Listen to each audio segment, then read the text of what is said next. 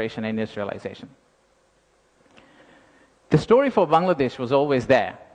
A lot of you already know about it. We have 180 million domestic market. We have a young population. Almost half of it is less than 25 years old. The middle and affluent class is about 35 million people, which is as big as the Malaysian total population. We have many, many other factors that has led to where we are today. And actually, I must say that there are companies who have been here for more than 100 years and have made exceptional returns compared to the global markets. So if you look at some of these companies who have actually operated in Bangladesh for a long, long time, the returns they have got in Bangladesh is actually significantly higher than the global average.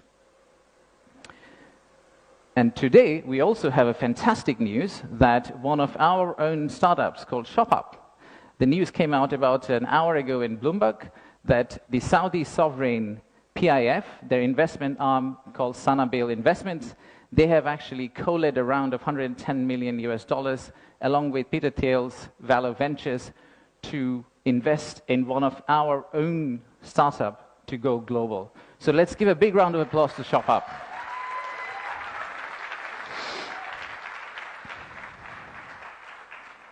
So that's today.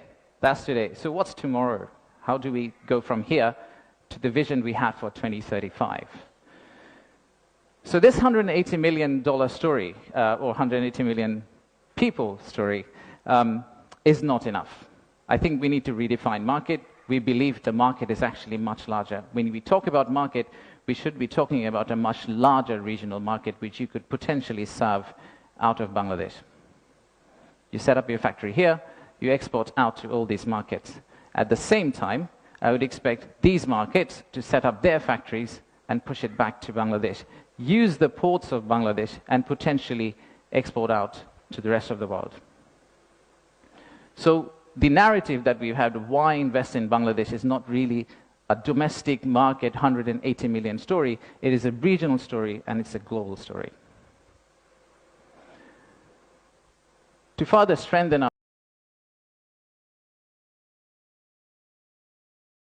area, what you see now, we are actually tripling that within the next few years, which is essentially allow this region to consider Bangladesh as one of the biggest logistical hubs.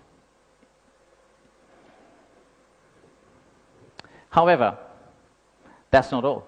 We need to do a lot more. So at the beginning of interim government's period, we actually decided to talk to more than 200 CEOs and entrepreneurs who actually are doing business in Bangladesh today. And we wanted to understand how can we convert our critics into our ambassadors. They are the only ones who could potentially bring business for us. They are the only ones who, if they've traveled abroad and say Bangladesh is a great place for business, that's when we are likely to get more investment. So we divided all their complaints into two groups, or the solutions that came out of that complaints. The list of challenges are very long. It's from the earth to the moon and back. But we whittled it down to a few action items, some of which are short-term wins, so some of that you see here, some of which are actually long-term policy reforms that we would like to also undertake and set the direction of travel for the country in the right course so that the incoming government, the next government, the political parties who come and start driving this economy, they can follow the same script for us. I'll give you a few examples. Let's start with, we talked about a true one-stop service. There are two elements of one-stop service. The first one is the human element, and then there is a digital element.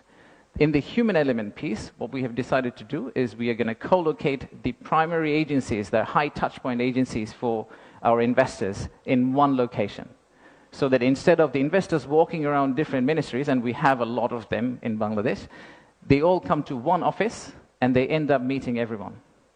We've also decided, like banks, and I am from banking, I guess that helped, that we are going to set up a relationship management team under BIDA. What it would essentially do is, just like a corporate banking, relationship banking manager, he would hold hand of the investor and walk them around the landing process. Let's take another example.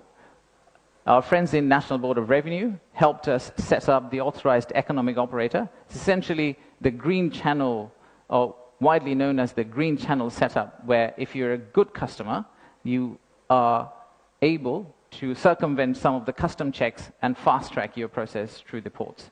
That has been picked up as one of the biggest challenges that we have, the time it takes to go from your factory all the way to your customer.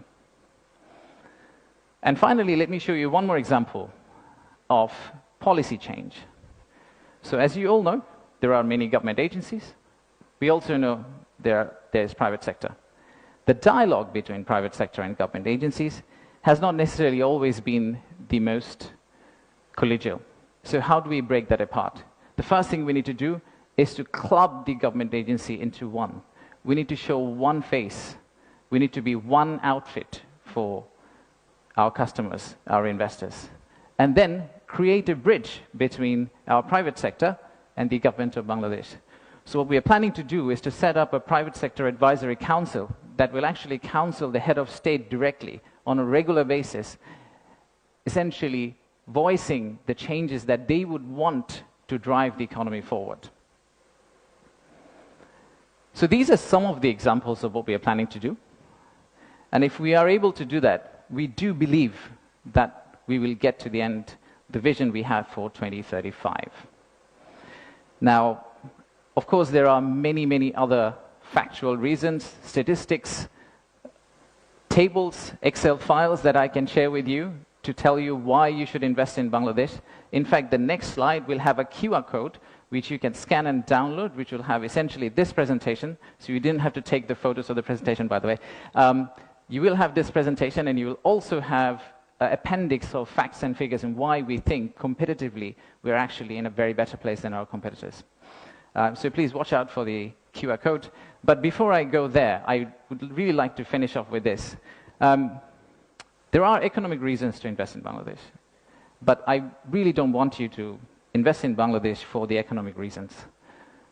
If you really think about investing in Bangladesh, think about investing in Bangladesh because of the transformational journey you're going to be part of. For the odd mixture of warmth and resilience our people have, and our century-old culture paired with the shared values that we have with you.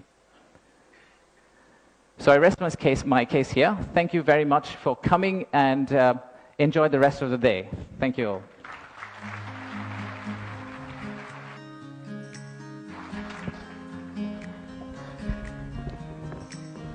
Thank you, Ashik. I just want to check.